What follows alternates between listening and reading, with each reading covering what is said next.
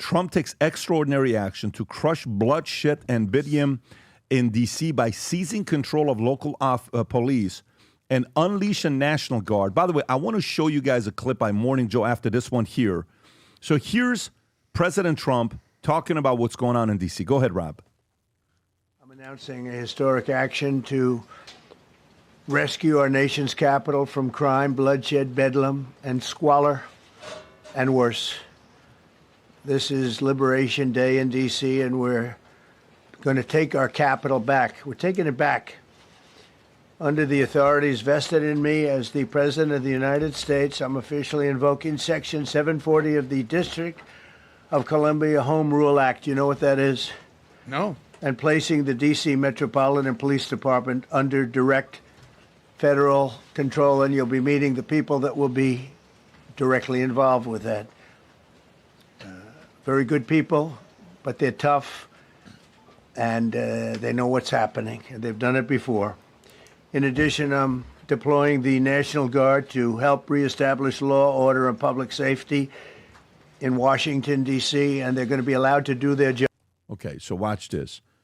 Judge Pirro, who is now on there, Rob, I don't know if you have that clip. I do. A young kid tries to call her out, saying, hey, the numbers have been better. Is this that one, Rob, or is this I'm a sorry. different This one? is her warning young punks. Give me 1 second. Yeah, there's another one where a young person jumps in and says something. Have you seen this one? And then she comes and She grabs grabs the mic like and a comes on rapper. the side and says, explain that to the kid that just got broke his nose and his teeth were smashed in. And explain this to that person. Explain to this person. She goes after it and says a lot of things. Now, by the way, Hexed comes in and supports the decision, of course, with what the president's doing. We've mobilized the National Guard and have others specialized units ready to address the D.C. crime. Here he is. Go ahead, Rob. At your direction this morning, we've mobilized the D.C. National Guard. It'll be operationalized by the Secretary of the Army, Dan Driscoll, through the D.C. Guard. You will see them flowing into the streets of Washington in the coming week. At your direction as well, sir, there are other units we are prepared to bring in. Other National Guard units, other specialized units. They will be strong, they will be tough, and they will stand with their law enforcement partners. This is nothing new for DOD. As the President noted, at the border, we've got 10,000 troops down there who've been operating in defense cooperation areas, defense zones, where there's zero illegal crossings because of troops on strikers scanning the border. We've been protecting other people's borders for 20 years. It's about time we protect our own. And we're working with ICE and CBP. In Los Angeles, we did the same thing. Working with the California National Guard. So when you're seeing what's happening here, a lot of the people on the left are calling this authoritarian and what they're doing. However, Morning Joe had to read a text from one of his friends that lives in D.C., and not only does he read the text, but at the same time, while he's going through it, he himself tells him what it was like when he was working in D.C. Watch this here. Go ahead. I want to read you a text from someone who, I won't say their name, but they're, we'll just say that they're very liberal. And he says, this may sound controversial, but I'm not totally opposed to Trump's National Guard move in D.C. I know he's doing it for politics, but crime remains rampant. I've had too many friends carjacked, shot at. None of us will walk more than 3 blocks after 8 p.m. 13-year-olds are committing many of these crimes. Quite a change from a decade ago when things were much calmer. Well, that actually sounds like the D.C. that I lived in when I lived a block behind the Supreme Court. And, you know, every 3 days, one of my neighbors was getting held up at gunpoint. I mean, there has been a crime problem in D.C. And I want to read so you. It's pretty bad when you got the other side supporting what's going on there. Vinny, what are your thoughts on this story? Well, first of all, if the mayor of D.C. and the chief of police did their jobs, this wouldn't be happening, okay? And I love the argument of like, by the way, 2024 was one of the highest murder rates was in Washington, D.C. Yes, the numbers are finally coming down, as if that's an excuse. This year, there's been at least 100 murders, and you're seeing this tree both. And they're attacking people that are working in Washington. And there was a clip yesterday where they're talking to the mayor and the chief of police, who is, I think her name is Pamela Smith, I believe. And they ask her, Pat, they're like, so now, what's the change in command? Pam Bondi, who? And she goes, what is that? What does that mean? The chief of police in Washington, Rob, if you can find it. Look, she doesn't know what the chain of command is. Look at this, just real quick. Listen, and then the mayor has to jump in. What the chain of command is now? What does that mean? Look, she has to leave. So the executive order is clear. The president has requested MPD services, and our home rule charter outlines the process. The president designated Attorney General Bondi's number one as his proxy to request services so, Rob, through me. The chief of police doesn't know what the word chain of command is, which is not a good thing. But then yesterday, Rob, I don't think you're going to be able to find it because I had to watch the whole CNN episode. Yes, guys, I watched the whole CNN thing. They did a poll on Abby Phillips' show that the people who live in D.C., Pat, they asked them if they thought crime was low, moderate, or extreme. 91% of the poll said it was moderate to extreme, okay? And I can care less, like I said, about the numbers of 2024. And good that they're coming down. It doesn't mean that they're gone. And then, Rob, I sent you this clip on Slack. Simone Sanders, the girl that took over our friend Joy Reid's spot, she was asked on Joe Scarborough if she thinks more police are safer on the streets. You're not going to believe. She said as a black woman, she doesn't think so. Can you play this clip, Rob? You don't think more police make streets safer? No, Joe. I'm a black woman in America. I do not always think that more police make streets safer. She could just end the conversation there. You don't see a police officer on every corner, but you don't feel unsafe. So what is it about talking about places like Southeast D.C., right? Ward 8, if you will, that people say, well, we need more officers to make us safe. I think we have to rethink what safety means in America. This is the defund. I'd love to know how many times she's called 911 in her life. Rethink what safety means in America. Not getting shot at. Let's start there. I love that you said that. So wait, what's she saying? As a black woman in America, more cops? It doesn't make any sense. And by the way, just FYI for everybody out there that's just, if they're just reading headlines and stuff, this is a 30-day plan. This is a 30-day, see what's going on. And just yesterday, they arrested almost 25 people. They took a bunch of guns off the street. Okay, and remember when we talked about the tariffs? Everybody was tripping out, Tom. And what do we say? Let him cook. Let it happen, okay? We need drastic times, need drastic measures, okay? And then on top of that, Pat, the White House unveiled a sweeping plan to address the homelessness in D.C., okay? They're going to be physically going up to people that are in encampments, okay? And they're going to tell them, listen, they're going to offer them shelter and services, and if not, they're going to enforce the law. Rob, can you play this clip? Police Department, with the support of the new federal agencies who have been surging on the streets of the District of Columbia, are going to enforce the laws that are already on the books here in Washington, D.C. For far too long, these laws have been completely ignored, and the homelessness problem has ravaged the city. So D.C. Code 22-1307 and D.C. Municipal Regulation 24-100 give the Metropolitan Police Department the authority to take action when it comes to homeless encampments. So homeless individuals will be given the option to leave their encampment, to be taken to a homeless shelter, to be offered addiction or mental health services, and if they refuse, they will be susceptible to fines or to jail time. Okay, Rob, you can stop it. And you know what I love, Pat? Enough, people just talk. This is not a dictator. This is not authoritarianism. It's in the law. They are stating the law. And the left just has to go opposite.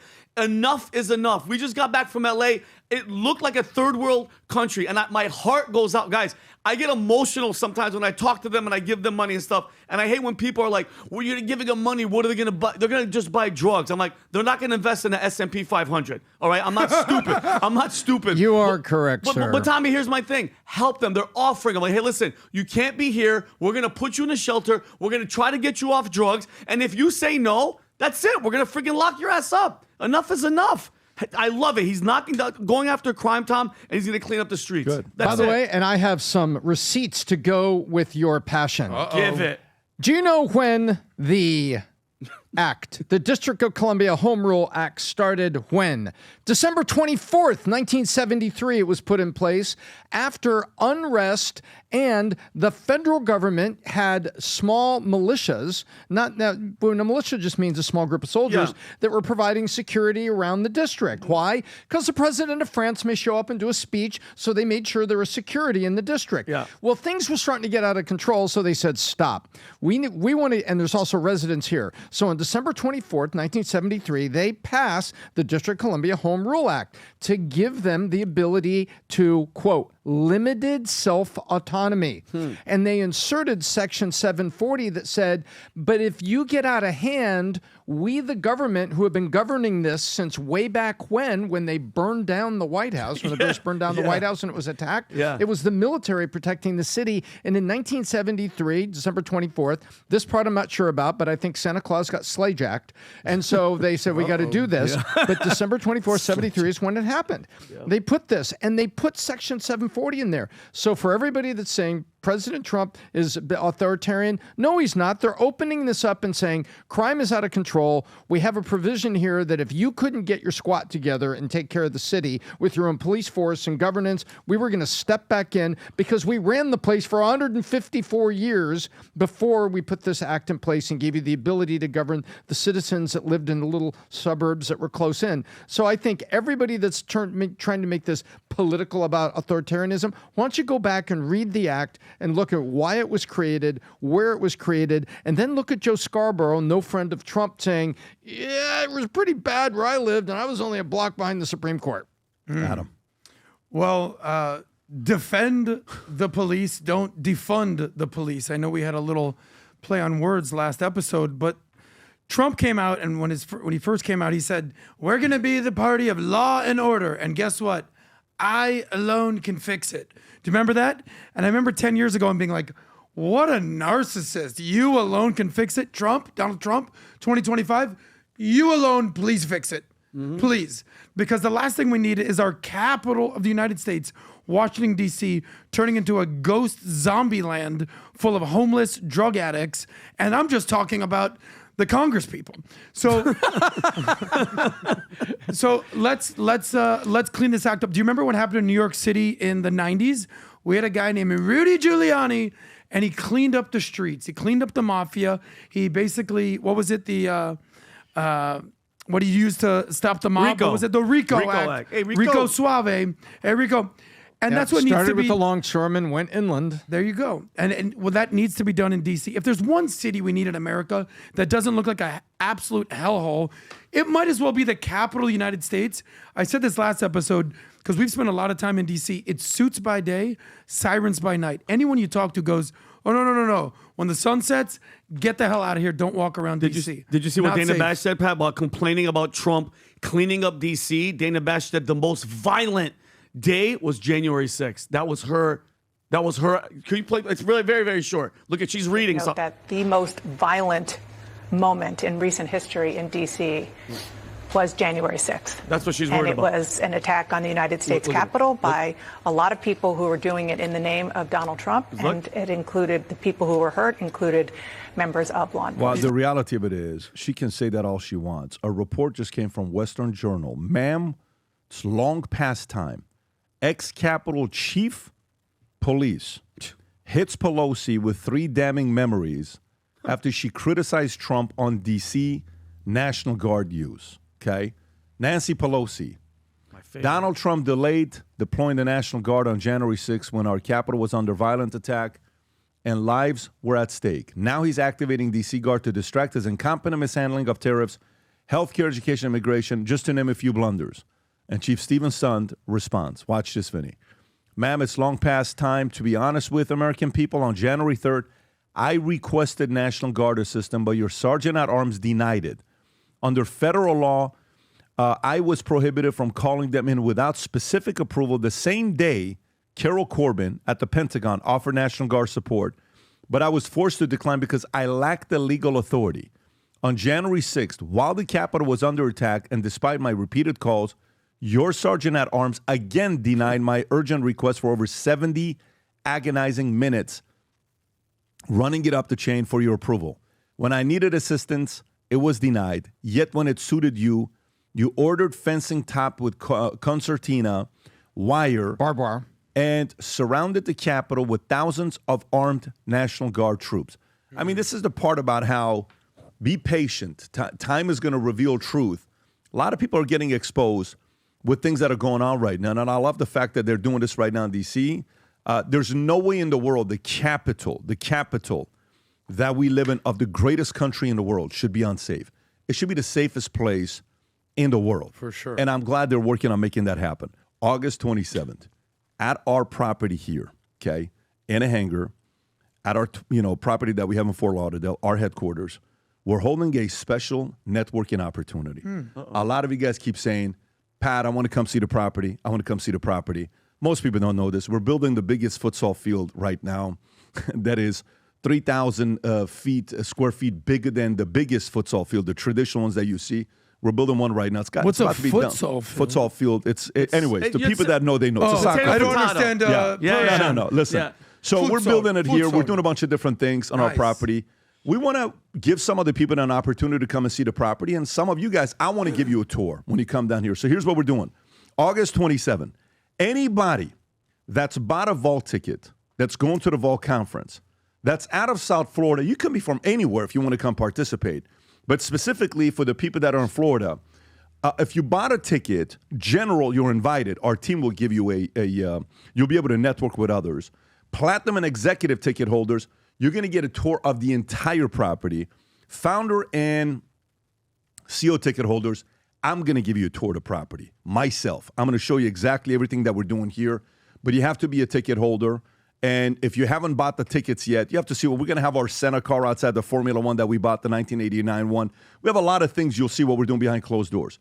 This year's Vault Conference is going to be absolutely epic. If you're somebody that's got big plans, second half of the year, I keep telling this to people, do not go through this year by yourself.